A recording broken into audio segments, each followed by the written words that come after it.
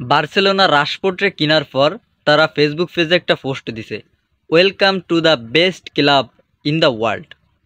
আচ্ছা, বার্সেলোনা তো বিশ্বসেরা ক্লাব, তাই না?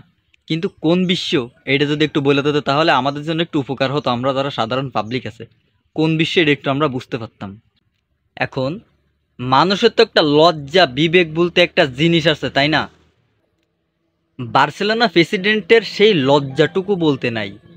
যারা আগামী 10টা বছর, এই সামনে 11 বছর হতে যাচ্ছে, যারা আগামী 11টা বছর কোনো ইউসিএল জিততে পারে না, হ্যাঁ 11টা বছর যারা কোনো ইউসিএল জিততে পারে না, তারা নাকি best club in the world. What's A jokes ভাই, তাই না? এটা আপনার কাছে আসলে একটা বিশাল ফানি কথা মনে হবে, যে আপনার আমার কাছে না, এটা পৃথিবীর ম্যাক্সিমাম মানুষের কাছে একটা ফানি কথা মনে হবে, যে কেমনে বার্সেলোনা কেমনে বেস্ট ক্লাব হয় যারা আগামী 11 বছর কোনো উসুল জিতে না। এই বার্সেলোনার তো শরম লজ্জা বলতে কিছু নেই।